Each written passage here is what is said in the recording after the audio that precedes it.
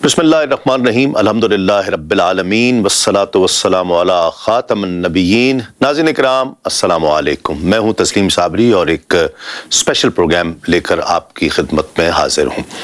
اللہ رب العزت نے جس طرح اپنے محبوب نبی پاک صلی اللہ علیہ وآلہ وسلم کو یکتا و بے مثال بنایا ہے، اسی طرح آپ سے نسبت کی ہر چیز، آپ سے منسوب ہر شے کو، ہر شخصیت کو بے مثال اور بے نظیر بنایا ہے۔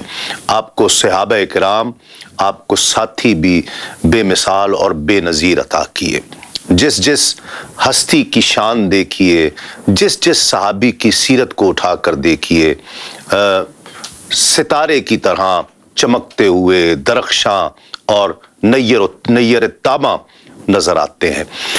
ان میں سب سے افضل سیدنا صدیق اکبر رضی اللہ تعالیٰ عنہ کی شخصیت، جو خلیفہ بلا فصل اور روح کائنات پر نبیوں کے بعد جو بہترین انسان قرار پائے، وہ سیدنا صدیق اکبر رضی اللہ تعالیٰ عنہ کی شخصیت ہے۔ آج کا پروگرام سیدنا صدیق اکبر رضی اللہ تعالیٰ عنہ کی زندگی کی، آپ کے حیات مبارکہ کی، آپ کی شخصیت کے مختلف گوشوں پر سے کچھ استفادہ کرنے کی ہم کوشش کریں گے، کچھ فیض حاصل کرنے کی کوشش کریں گے، اور کچھ گوشوں پر آج ہم بات کر پائیں گے۔ ہمارے ساتھ آج تشریف فرما ہیں بہت ہی ممتاز اسکالر ہیں، بہت علمی اور فکری شخصیت، بہت خوبصورت انداز گفتگو آپ کا، اور آپ انہیں مختلف ٹیلی ویژن چینلز پر دیکھتے ہیں۔ علامہ ڈاکٹر محمد شہزاد مجددی صاحب، السلام علیکم ڈاکٹر صاحب، بہت شکریہ آپ نے وقت دیا۔ آغاز کرتے ہیں قرآن مجید میں جن کی صحابیت کا تذکرہ ہو، جن کی شان قرآن مجید خود رب تعالیٰ بیان کر رہا ہو، کیا مقام و مرتبہ ہوگا ایسی شخصیت کا؟ بسم اللہ الرحمن الرحیم، الحمدللہ رب العالمین والصلاة والسلام علی اشرف الانبیاء والمرسلین وعلی آلہ وصحبہ اجمعین۔ وہ دیکھو ثانی اثنین اذ ہما فی الغار کی صورت، وہ دیکھو ثانی اثنین اذ ہما فی الغار کی صورت، ہے خود مدحہ سرا قرآن میں رب صدیق اکبر۔ سبحان اللہ۔ تو سیدنا امیر المومنین خلیفۃ الرسول بلا فصل، امام الصحابہ، رئیس الصدیقین، یار غار و مزار، سیدنا عبداللہ بن عثمان ابی قحافہ رضی اللہ تعالی عنہما، وہ ہستی ہیں تسلیم صاحب، وہ شخصیت ہیں جن کو اولیت و افضلیت بھی گویا ان پہ ناز کرتی۔ سبحان اللہ۔ اور ابو بکر کے لفظ پر ہی اور اس کو نیت پر جو اہل علم نے اور اہل لغت نے خاص طور پہ جو گفتگو کی ہے وہ ایمان افروز ہے۔ وہ کہتے ہیں کہ یہ جو بکر ہے اصل میں جو کسی کا پہلا بچہ اور بیٹا ہوتا ہے، پلوٹھی کا بچہ ہوتا ہے، اس کو بکر کہتے ہیں۔ اچھا۔ اولیت، سبقت اور پہل آپ کی زندگی اور آپ کی سیرت پر ہمیں چھائی ہوئی ملتی ہے ہر جگہ، یہاں تک کہ نام پر بھی۔ واہ۔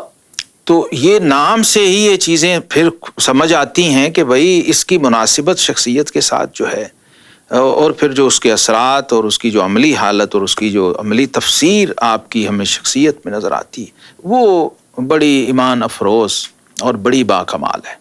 حضرت ابو بکر صدیق رضی اللہ تعالیٰ عنہ کا ذکر پاک قرآن پاک میں متعدد آیات ہیں جو ہمیں، اور بعض آیات ایسی ہیں جس میں براہ راست آپ کا ذکر ہے، بعض آیات ایسی ہیں جس میں جو اتر ہی آپ کی شان، جن کا شان نزول ہی آپ کی شان و عظمت اور فضیلت ہے، اور بعض آیات ایسی ہیں جس میں دیگر صحابہ کرام علیہم رضوان کے ساتھ مشترکہ طور پہ آپ کا، جیسے سورہ فتح کا آخری رکوع ہے، لقد صدق اللہ رسولہ الرؤیا بالحق سے لے کر مغفرۃ و اجرا عظیما تک، وہاں پر فرمایا محمد الرسول اللہ۔ اور امام مالک رحمہ اللہ فرمایا کرتے تھے کہ یہ کل رکوع جو ہے، اس رکوع کی ایک خصوصیت تسلیم صاحب یہ ہے، اور یہ علوم القرآن کے حوالے سے ایک عجیب و غریب اور لطیف نکتہ ہے، کہ الف سے لے کے یا تک تمام حروف تہجی اس رکوع میں ہیں۔ سبحان اللہ۔ یعنی پورا قرآن جن حروف پہ مشتمل ہے وہ سب سمٹ گئے ہیں اس ایک رکوع میں۔ واہ واہ۔ اور یہ سارے کا سارا رکوع شان صحابہ میں ہے، مناقب صحابہ۔ اور اس کا ذرا اسلوب دیکھیے آپ، محمد الرسول اللہ، خود ذات باری تعالیٰ فرما رہے ہیں کہ محمد صلی اللہ علیہ وسلم اللہ کے رسول ہیں، والذین معہ، وہ جو ان کے ساتھ ہیں۔ کیا اس معہ کو جب آپ غار ثور میں لے جا کے اور لا تحزن ان اللہ معنا سے جوڑ دیتے ہیں تو وہاں یہ کھلتا ہے کہ اس معیت کا بھی مصداق کے اولین سیدنا صدیق اکبر رضی اللہ عنہ۔ کیا پھر علی العموم مفسرین کہتے ہیں کہ تمام صحابہ اس میں شامل ہیں کیونکہ سب کو معیت حاصل ہے، لیکن علی الخصوص بتاتے ہیں کہ والذین معہ سے مراد صدیق اکبر، اشداء علی الکفار سے مراد فاروق اعظم، رحماء بینہم کا مصداق جناب عثمان ذو النورین، واہ اور تراہم رکعن سجدہ کی تفسیر شیر خدا علی المرتضی کرم اللہ وجہ الکریم ہے۔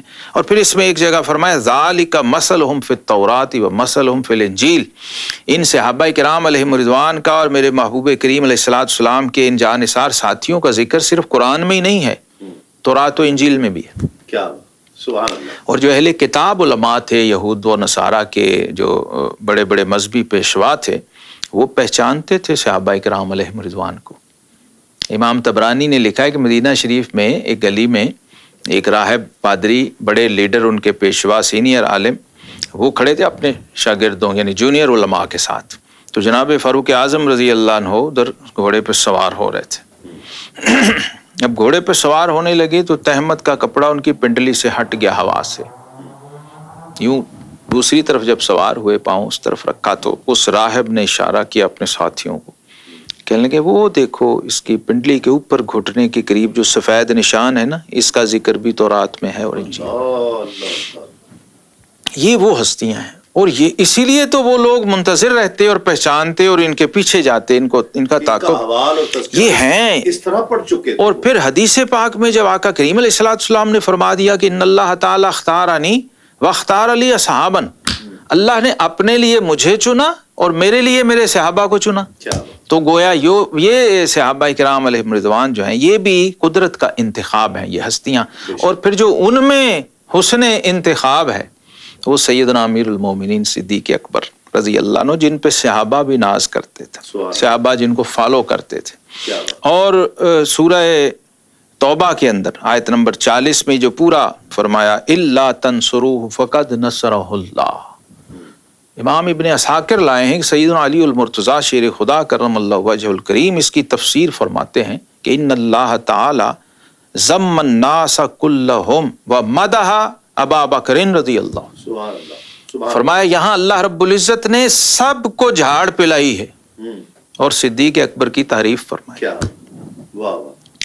سفیان بن عیینہ وہ بھی یہی کہتے ہیں کہ یہاں پر اللہ رب العزت نے عتاب فرمایا لوگوں پر کہ اگر تم لوگ میرے محبوب کی تائید اور نصرت و حمایت نہیں کرو گے تو میں تو ہوں۔ اچھا اس کی جو مثال پیش کی ہے اپنے قائم مقام کے طور پر ریفر کیا ہے اذ اخرجہ الذین کفروا، یاد ہے جب کافروں نے انہیں مکہ سے بے دخل کیا تھا اور نکالا تھا تو پھر کیا ہوا تھا، فقد نصرہ اللہ، یقیناً اللہ نے ان کی مدد فرمائی تھی۔ کیسے؟ ثانی اثنین اذ ہما فی الغار، دو میں سے دوسرا جبکہ وہ غار میں، یعنی یہاں پر بین السطور اللہ رب العزت جناب صدیق اکبر کو اپنا قائم مقام فرما رہے ہیں۔ اور اہل علم نے لکھا ہے کہ اس رات جب ہجرت ہوئی ہے تو جو لوگوں کی امانتیں تھیں وہ جناب شیر خدا کے سپرد تھیں اور جو اللہ کی امانت تھی وہ صدیق اکبر کے سپرد تھی۔ اور پھر سورہ اللیل جو ہے نا وہ بھی کمال ہے، جیسے سورہ، اور یہ صورتیں بھی دونوں ساتھ جڑی ہوئی ہیں ثانی اثنین کی طرح، دو میں سے دوسرا۔ اب میں یہاں مجبور ہوں اپنی نسبت روحانی کی وجہ سے کہ صوفیہ کرام نے جو اس پہ کمنٹ کیا ہے نا جی، وہ پوری امت میں شاید کسی امام و مفسر نے نہیں کیا ہے۔ وہ کہتے ہیں کہ ثانی اثنین جو ہے یہاں سے جو تصوف کا تصور فنا و بقا ہے وہ شروع ہوتا ہے، اور یہیں سے شاید امیر خسرو نے کہا تھا کہ من تو شدم تو من شدی، من تن شدم تو جان شدی، تا کس نہ گوید بعد عظیم من دیگرم تو دیگری۔ یعنی آج تک علماء تسلیم صاحب ہم بھی حیران ہیں اور تذبذب میں ہیں، اور مفسرین یہ فیصلہ ہی نہیں کر پا رہے ہیں۔ کوئی کہتا ہے کہ ثانی اثنین رسول اللہ صلی اللہ علیہ وسلم ہے، کوئی کہتا ہے ثانی اثنین صدیق اکبر ہیں۔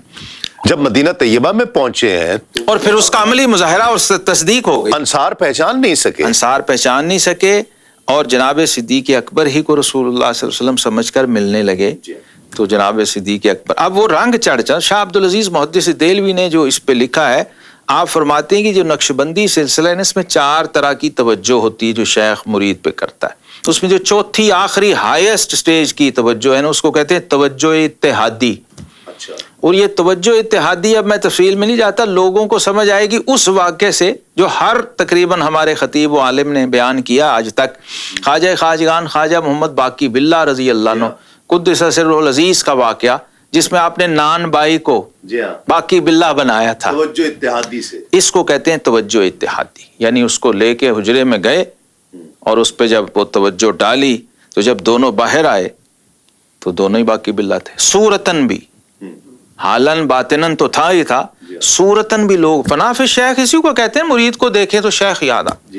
تو جناب صدیق اکبر رضی اللہ عنہ سے اس روحانی جو مقام ہے اور روحانی درجہ ہے سلوک کا، یہ اعلیٰ ترین مقام، اس کی ڈسکوری بھی غار سور سے ہوتی ہے. اور جب اہل مدینہ نے دیکھا اور پہچان نہ سکے تو اب آپ دیکھیے وہاں نسبت صدیقی کیا ہے. آپ فرماتے ہیں جب میں نے یہ کیفیت دیکھی تو دھوپ تھی، میں نے اپنی چادر لی اور آقا کریم علیہ السلام کے سر اقدس پہ سائبان بنا کے کھڑا ہو گیا تاکہ لوگ پہچان سکیں کہ خادم کون ہے اور مخدوم کون. اور یہی مقصد، یہی اصل بات، یہی کمال ہے کہ میں غلام ہوں. اور جناب صدیق اکبر رضی اللہ عنہ کی سیرت پہ جو اس کا غلبہ ہے عشق مصطفیٰ صلی اللہ تعالیٰ علیہ وسلم کا، اس کی طرف اشارہ دیکھیے. سورہ اللیل میں ہے، وَالضُّحَىٰ میں کہا تھا وَلَسَوْفَ يُعْطِيكَ رَبُّكَ فَتَرْضَىٰ، اور سورہ اللیل میں کہا تھا وَلَسَوْفَ يَرْضَىٰ. وَلَسَوْفَ يَرْضَىٰ کا مصداق جناب صدیق اکبر رضی اللہ عنہ. وہاں کہا تھا حبیب ہم آپ کو راضی کریں گے، اور یہاں کہا تھا صدیق ہم آپ کو راضی کریں گے. وہ اس لیے کہ آپ جب جناب بلال حبشی رضی اللہ تعالیٰ عنہ اور دیگر جو وہاں غلام پس رہے تھے ظلم و ستم کی چکی میں، صرف اس وجہ سے کہ وہ کہتے تھے کہ اللہ احد اور محمد رسول اللہ صلی اللہ علیہ وسلم گواہی دیتے تھے، تو اس پر ان کو جو تشدد ان پہ ہو رہا تھا، جو ظلم و ستم ہو رہے تھے، وہاں بھی جناب صدیق اکبر رضی اللہ تعالیٰ عنہ آپ ہمیں جلوہ گر نظر آتے ہیں اور آپ کا روشن کردار نظر آتا ہے. اچھا جب یہ آپ نے غلام آزاد کرنا شروع کیے، اور غلام بھی وہ سارے جو پسے ہوئے غریب مسکین جن کا کوئی آگے پیچھے پوچھنے والا نہیں، تو آپ کے والد گرامی وہ بھی بہت تجربہ کار آدمی تھے، جہاں دیدہ آدمی تھے. صدیق اکبر رضی اللہ تعالیٰ عنہ خود دنیا بھر کے اعلیٰ ترین بزنس مینوں میں سے تھے، تاجروں میں سے تھے. تو انہوں نے کہا بھائی اگر غلام آزاد کرنا ہی ہے تو ذرا ہٹے کٹے کو مضبوط لوگ تو کل کو کام تو آئیں. تو آپ نے کہا کہ ابا جان یہ میں دنیا کے لیے نہیں کر رہا، یہ تو صرف اپنے رب کی رضا کے لیے کر رہا. اللہ رب العزت نے اس کی گواہی دی ہے، فرمایا وَمَا لِأَحَدٍ عِندَهُ مِن نِعْمَةٍ تُجْزَىٰ إِلَّا ابْتِغَاءَ وَجْهِ رَبِّهِ الْأَعْلَىٰ. وہ یہ جو بھی کر رہا تھا صرف اور صرف اپنے رب اعلیٰ کی رضا کے لیے کر رہا تھا. وَلَا سَوْفَ يَرْضَىٰ، فرمایا وہ یہاں ہماری رضا ڈھونڈ رہا تھا اور ہم آخرت میں اس کو راضی کریں گے. جناب صدیق اکبر رضی اللہ تعالیٰ وہ ہستی ہیں تسلیم صاحب، جب بلال حبشی رضی اللہ عنہ کو آزاد کیا آپ نے، اور وہ جو ڈیل ہوئی ہے وہ کیسی ایمان افروز ڈیل ہے، امیہ بن ابی خلف سے، وہ بھی بہت بڑا تاجر تھا، without any negotiation, without any bargaining اور وداؤٹ اینی نیگوسیشن. اچھا اور وہ اسی پہ حیران تھا، اور اس نے جب ڈیل ہو گئی نا ڈن، تو اس نے کہا کہ میں تو تمہیں بہت تجربہ کار جہاں دیدہ تاجر سمجھتا، تم نے تو زندگی کا سب سے گھاٹے کا سودا آج کیا، میرے ہی ساتھ کیا. منڈیوں میں تو میں دیکھتا ہی تھا تمہیں کہ تمہارے جیسا سودا کوئی کرتا ہی نہیں تھا، لیکن آج تم نے کیا کیا. تو اس نے کہا تھا ایک اوکیا سونا اس پہ لوں گا میں، اور ایک نستور رومی غلام لوں گا سنہرے بالوں والا جو آپ کے پاس ہے، اور یہ سیاہ فام غلام چپٹے پیروں والا اور موٹے ہونٹوں والا یہ دوں. اسی پہ وہ حیران. تو آپ نے جب ڈیل ہو گئی نا ڈن، فرمایا یہ تو تم نے جو بھی خیر لگایا اپنے حساب سے، اگر تم اس سے 5 گنا زیادہ بھی کہتے نا تو میں بغیر ہیل و حجت کے تمہیں پیمنٹ کر دینی تھی میں نے، اس لیے کہ یہ وہ سودا نہیں ہے جس کو کفر کی نگاہ سے دیکھا جائے. یہ وہ سودا ہے جسے نگاہ رسالت سے دیکھنا چاہیے. میں اس نظر سے دیکھ رہا تھا. یہی میں چاہ رہا تھا کہ یہ جو ایثار ہے آپ کا علیہ الصلوۃ والسلام، سیدہ عائشہ صدیقہ فرماتی ہیں کہ جب ابا جان نے اسلام قبول کیا تو جتنے 40,000 درہم اس وقت کیش موجود سب دے دیا ہجرت کے موقع پر. اور پھر یعنی وہ ایثار جو سیدنا صدیق کے آقا علیہ الصلوۃ والسلام نے خود فرما دیا کہ سب کا بدلہ میں نے دے دیا، قیامت کے دن اس کا بدلہ ایک ہے جس کا نہیں دیا وہ قیامت کے دن رب دے. سبحان اللہ. اس لیے اقبال نے کہا امن الناس بر مولا ماں کلیم اول سینا ماں، وہ ہمارے آقا پہ سب سے بڑھ کے احسان کرنے والا اور وہ ہمارے طور کا پہلا کلیم. ہمت او کشت ملت را چو ابر، جس کی قوت باطنی اس ملت کی کھیتی کے لیے ایسی ہے جیسے موسلادھار بارش ہوتی ہے. ثانی اسلام و غار و بدر و قبر. واہ واہ کیا کہہ پوری سیرت سمودی اقبال نے. اچھا ڈاکٹر صاحب، اب یہ اس دور میں تو یہ بہت ہی حیران کن اور معجزانہ بات ہے کہ ہم سچ کی بات کریں. یہ تو جھوٹ کا دور ہے، اور پھر سوشل میڈیا کے آ جانے سے تو جھوٹ جو ہے وہ اپنے کمال پر ہے، یوں سمجھ لیں.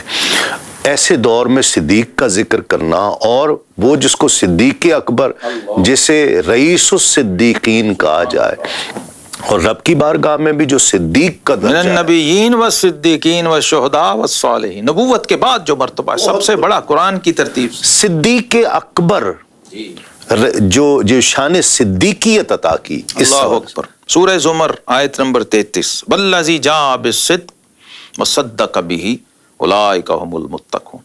جناب باب مدینۃ العلم سیدنا علی المرتضیٰ شیر خدا کرم اللہ وجہ الکریم، جو میرے ناقص مطالعے اور علم کے مطابق سب سے بڑے مفسر اور شارح ہیں شان صدیق اکبر کے. اور آپ قرآن کی اکثر تفسیریں جو شان صدیق اکبر میں آتی ہیں اس میں پہلا قول جناب شیر خدا علی المرتضیٰ کا آتا ہے، پھر ابن عباس کا آتا ہے. یہ دونوں اہل بیت سے ہیں. تو ہمیں باب مدینۃ العلم کے آگے جھولی پھیلائے رکھنی چاہیے. یہ نہیں کوشش کرنی چاہیے، بلکہ یہ جسارت نہیں کرنی چاہیے. میں اس کو جسارت کہتا ہوں کہ کوئی باب مدینۃ العلم کو لقمہ دے. تو جناب شیر خدا علی المرتضیٰ کرم اللہ وجہ الکریم ممبر پہ قسم کھایا کرتے تھے، حلف اٹھایا کرتے، قسم بھی نہیں حلف اٹھا کے کہتے تھے لوگو اس آیت کے تحت. اور اس آیت کو آپ پڑھتے تھے، آپ کی قرات جو ہے، قرات حیدری جو ہے اس آیت کی، وہ ہے والذی جاء بالحق وصدق بہ، وہ جو حق لے کے آئے اور جنہوں نے اس حق کی تصدیق فرمائی. اولئک هم المتقون، وہ ہیں اہل تقوی. یہاں پر سورہ اللیل میں کہا الاتقا، اور وہاں کا اولئک هم المتقون. یعنی نبی کریم صلی اللہ تعالی علیہ وسلم کے ساتھ اکٹھے جس صحابی کا انفرادی طور پہ ذکر آیا ہے وہ جناب امیر المومنین صدیق اکبر رضی اللہ. تو آپ فرماتے ہیں کہ لوگوں ابو بکر کو صدیق کسی اور نے نہیں کہا، خود ذات ذوالجلال نے کہا ہے. اور فرمایا یہ لقب زمینوں سے نہیں آیا، یہ آسمانوں سے آیا. اور یہ لقب آیا بھی معراج کی رات ہے. اور اس میں کمال یہ ہے کہ ابھی معراج کی تصدیق فرمائی نہیں جناب ابو بکر نے، ابھی تو واقعہ پیش آنا ہے. ابھی صاحب معراج واپسی کا سفر فرما رہے ہیں اور جناب جبریل امین علیہ السلام ساتھ ہیں. تو اللہ رب العزت کی بارگاہ میں سے جب فرمان آیا، آخری جو بات آئی معراج کی رات وہ یہی تھی کہ محبوب صبح آپ نے خود معراج بیان کرنی ہے، حرم میں کھڑے ہو کے مطاف میں لوگوں کے سامنے کہ کیا ہم نے آپ کو شان دی ہے. تو آقا کریم علیہ السلام نے کہا جبریل میں بیان تو کروں گا، اب سنے گا کون اور مانے گا کون؟ سب سے بڑی بات کی تصدیق کون؟ وہ سارے کفار و مشرکین بت پرست بیٹھے ہیں، سارے دشمن ہیں اور موقع کی تلاش میں رہتے ہیں. تو اللہ رب العزت نے فرمایا جبریل میرے حبیب سے کہہ دو، اور کوئی مانے نہ مانے صدیق ضرور مانے. یہ اس وقت صدیق آیا. تو اور وہی ہوا کہ لوگ گئے اور جب پوچھا گیا، کفار ابو جہل اپنا گروپ لے کے گیا، ان کا دیکھو جی آپ اتنے فراست والے سمجھدار جہاں دیدہ آدمی، ایسا بھی کبھی ہوا ہے اور ہو سکتا ہے؟ کیا ہوا؟ تو آپ کے صاحب نے اب یہ دعویٰ کر دیا کہ میں رات کو مکے سے گیا اور فلسطین مسجد اقصیٰ پہنچا اور پھر سیر کی، پھر آسمانوں میں اور پھر عالم بالا، اور پھر میں آ بھی گیا ہے جی، اور رات کے مختصر سے حصے میں. تو جناب صدیق اکبر رضی اللہ تعالی نے فرمایا اگر میرے آقا کریم علیہ الصلوۃ والسلام یہ فرمائیں اور اس سے آگے کی بھی کوئی بات فرمائیں تو میں اس کی تصدیق کرتا ہوں. سبحان اللہ سبحان اللہ. تو لقب صدیق جو ہے وہ وہاں جسٹیفائی ہوا، ایک بار نہیں ہوا یہ. تو قرآن پاک میں جو فرمایا نا والذی جاء بالصدق، اس کے تحت سب سے جو بڑا قول ہے وہ جناب سیدنا علی المرتضیٰ رضی اللہ تعالی عنہ کا ہے. آقا کریم علیہ الصلوۃ والسلام نے کئی موقع پر آپ کو صدیق فرمایا، کیونکہ آپ کا جو صدیقیت ہے نا، یہ خفی جلی ہر حال، ہر موقع، ہر محل، یعنی بعض نازک ترین مواقع پر بھی آپ کو وہ صدیقیت جلوہ گر ملتی ہے. بڑے سیکرٹ اور سیریس معاملات میں بھی آپ نے کبھی کمپرومائز نہیں کیا تھا. حتیٰ کہ وہ ہجرت والی رات جب مکہ شریف سے نکلے ہیں تو ابھی چونکہ اندھیرا ہی تھا، صبح نہیں ہوئی تھی، تو خفیہ سفر تھا. تو راستے میں ایک واقف آدمی ہے ادھر سے آتا ہوا مل گیا جناب ابو بکر صدیق رضی اللہ عنہ کو. یہ چونکہ سفر تجارت پہ جایا کرتے، بزنس ٹور پہ، تو روٹین تھی، آتے جاتے لوگ ملتے بھی تھے. تو وہ ایسے ہی ہوتا تھا کہ اس زمانے میں بھی اگر کوئی نئے شہر یا علاقے میں جاتے تو کوئی گائیڈ ہائر کیا جاتا تھا. تو اب اس شخص نے پوچھا کہ ابو بکر صدیق کو تو پہچان لیا اس نے. کہا آپ کے ساتھ کون ہے؟ اندھیرا تھا، دیکھ نہیں سکا. یا آپ کے ساتھ دوسرا کون ہے؟ فرمایا رجل یہدینی السبیل، فرمایا یہ میرا راہبر ہے، میرا گائیڈ ہے. اب دو وہ ڈبل ہو گئے نا، وہ سمجھے گا کہ یہ گائیڈ جو ٹورسٹ گائیڈ ہے، اور آپ نے جو فرمایا جو حقیقی معنی یہ مقام صدیقیت کی ایک باری کی اور ایک پہلو اور ایک کیفیت تو یہ ہے. دوسرے اس میں جو سب سے اہم بڑا پہلو جس تک میں اب تک پہنچ سکا ہوں وہ یہ ہے تسلیم صاحب، ایک ہے ایمان لانا، ایک ہے رسالت کی تصدیق کرنا. اللہ اللہ، اس میں بڑا فرق ہے. گویا میں اگر اس کو یوں پوچھ لوں کہ ایک عام شخص جو اب اس دور میں بھی سچ بولتا ہے، تو اس سچے میں اور صدیق اکبر کی صداقت میں کیا فرق کیا ہوگا؟ جی، اس کو آپ کیسے لے گئے؟ یعنی ہاں، ایک سچ بولنے والا ہے جی، اور ایک صدیق اکبر ہے، تو کیا فرق ہے؟ اچھا، یہاں سب سے بڑا ڈیفرنس ہم نے یہ سمجھنا ہے، سچ بولنے والے کو صادق کہتے ہیں، ٹھیک ہے. صدیق کہتے ہیں اٹیسٹیشن اتھارٹی کو، تصدیق کنندہ، جو آپ کی کسی ڈاکومنٹس کی ویریفیکیشن کر کے اس کے اوپر مہر تصدیق ثبت کرتا. اللہ اللہ، اچھا، یعنی وہ اتھارٹی ہے. وہ اتھارٹی ہے. اچھا، دوسرا اس میں یہ فرق ہے، عربی میں جب صدیق کی دال پر شد ہو، صدیقن، اس کا معنی ہے تصدیق کنندہ. اگر ہو محض صدیق جیسے ہم لوگ بول دیتے ہیں، یہ ابو بکر صدیق نہیں ہے، ٹھیک ہے، یہ ابو بکر صدیق ہے. اگر مکہ مدینہ حجاز میں عرب میں کبھی آپ نے دیکھا وہ کہتے ہیں صدیق صدیق. صدیق کا معنی دوست ہے وہاں، فرینڈ. ٹھیک ہے، ٹھیک. حبیب کے معنی، ٹھیک، اس کلچر میں لیا، اس کلچر میں بغیر شد کے جب صدیق کہیں گے تو دوست مراد ہوگا. ٹھیک ہے. اور جب صدیق کہیں گے، جو صدقہ یصدقو تصدیق ان باب تفعیل سے سورہ زمر میں آیا ہے، والذی جاء بالصدق وصدق بہ. ایک وہ جو صدق لے کے آیا، صدق کیا ہے؟ لا الہ الا اللہ محمد رسول اللہ صلی اللہ علیہ وسلم، دین پورے کا پورا. سبحان اللہ. اور ایک وہ ہے جس نے اس کی تصدیق کی ہے، جو اس کا تصدیق کنندہ ہے. اور اس تصدیق کنندہ کا اپنا ایک کرائیٹیریا ہوتا ہے اور اپنی ایک کوالیفیکیشن ہوتی ہے اور ایک میرٹ ہوتا ہے. وہ میرٹ تو خیر اس پہ ہم ابھی نہیں جا سکتے. مولانا جلال الدین رومی رحمت اللہ تعالی علیہ کے صدقے اور ان کے طفیل اور ان کے اس شعر کی برکت سے ایک چیز جو سمجھ آئی، وہ فرماتے ہیں کہ موجب ایمان باشد معجزات. اب ایسے بھی لوگ تھے جنہوں نے معجزے دیکھے پھر کلمہ پڑھا اور مسلمان ہوئے. تو ایک سورس بنا، وہ ڈائریکٹ نہیں آئے، وہ انڈائریکٹ آئے. ان مانو آئے ضرور ہیں صحابی، ہیں رضی اللہ عنہ، ہیں انتخاب قدرت، منصب صحابیت پہ فائز ہے، شان و مرتبہ ہے. لیکن ڈیفرنس کیا ہے کہ وہ صفات سے متاثر ہوئے، یہ ذات سے متاثر. سبحان اللہ، سبحان اللہ. اور یہ محض متاثر نہیں ہوئے بلکہ ذات سے ان کی ازلی اٹیچمنٹ تھی، عالم ارواح سے. کیا بات. اس کو رومی رحمت اللہ نے بیان کیا ہے. اور یہ ویسے بھی اوورآل ہمارے احباب کے لیے بہت نادر چیز ہوگی، میں اس لیے عرض کر رہا ہوں. اس کسوٹی پہ بہت کچھ ہم پرکھ سکتے ہیں، اپنے آپ کو بھی، اپنے احوال کو بھی، اپنے ارد گرد. آپ فرماتے ہیں کہ موجب ایمان باشد معجزات. کہتے ہیں لوگوں معجزے ایمان کا باعث نہیں ہوتے، کیونکہ شق القمر سے بڑا کوئی معجزہ نہیں ہے. اور شق القمر جن کفار کے لیے واقعہ صادر ہوا تھا، جن کی ڈیمانڈ پر ہوا تھا، ان میں سے ایک بھی کلمہ پڑھ کے مسلمان. واہ واہ کیا بات. موجب ایمان باشد معجزات، بوئے جنسیت کند جذب صفات. کیا اس کے لیے لفظ لائے ہیں جنسیت.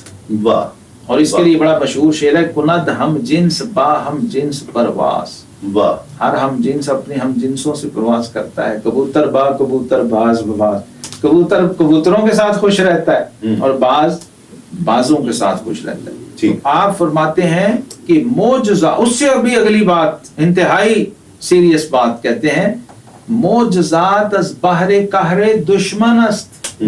معجزے دوستوں کے لیے نہیں ہوتے، معجزے تو اللہ کافروں پر، غیروں پر اور دشمنوں پر اتمام حجت کے لیے ظاہر کرتا ہے. بے شک کیا بات. بوئے جنسیت کند جذب صفات. واہ واہ. اگر باطنی جذب کی تعلق ہوگا، اٹیچمنٹ ہوگی، نسبت ہوگی تو صفات ٹرانسفر ہوں گی، فیض کی کنورشن ہوگی. تو جناب صدیق اکبر رضی اللہ عنہ وہ ہستی ہیں، اور عملی طور پہ آپ دیکھ لیجئے سیرت اٹھا کر، بچپن سے لے کر اور وصال کے لمحے تک ظاہری زندگی جو ہے 63 سال ہی ہے. کمال یہ ہے جی وہ 63 سال کی ہر گھڑی آقا کریم علیہ السلام کے ساتھ گزری ہے. کیا سفر یا حضر. 18 سال کی عمر جناب صدیق اکبر اور 20 سال کی عمر نبی رحمت صلی اللہ علیہ وسلم، جب پہلا سفر دونوں نے کیا مکہ سے باہر اور اکٹھے کیا. واہ. اور امام میمون بن مہران تابعین میں سے ہیں، وہ کہتے ہیں لوگوں، کسی نے کہا نا کہ حضرت علی المرتضیٰ شیر خدا رضی اللہ عنہ پہلے ایمان لائے ہیں، یا صدیق اکبر لائے ہیں، یا خدیجہ الکبریٰ لائی ہیں، یا زید بن حارثہ لائے ہیں. چاروں کا نام پہلے آتا ہے. امام اعظم ابو حنیفہ رحمۃ اللہ نے اس مسئلے کو حل کیا. آپ نے فرمایا مردوں میں صدیق اکبر، خواتین میں سیدہ ام المومنین خدیجہ الکبریٰ سلام اللہ علیہا، اور بچوں میں حضرت علی اور غلاموں میں زید بن حارثہ رضی اللہ عنہ. لیکن اب ترتیب میں جو جاتے ہیں تو وہ تاریخ میں جاتے ہیں، ائمہ جو ہیں تحقیق میں، وہ کہتے ہیں بھائی ابو بکر صدیق تو اسی وقت ایمان لا چکے تھے جب بحیرہ راہب نے حضور علیہ السلام کی رسالت کی گواہی دی تھی. وہ تو ساتھ ہی تھے. لیکن اظہار نہیں کیا، چونکہ آقا کریم علیہ السلام نے ابھی نبوت کا اظہار نہیں کیا تھا. وہ غار حرا سے آنا تھا، وہی آنی تھی، اظہار ہونا تھا، وہاں تو ساتھ تھے، سب دیکھا، ہر چیز ان کے علم میں تھی. تو وہ کمال بات ان کی میں نے بھی پڑھی تو بڑا شرح صدر ہوا. وہ فرماتے ہیں حضرت علی تو اس وقت پیدا بھی نہیں ہوئے تھے. واہ واہ. تو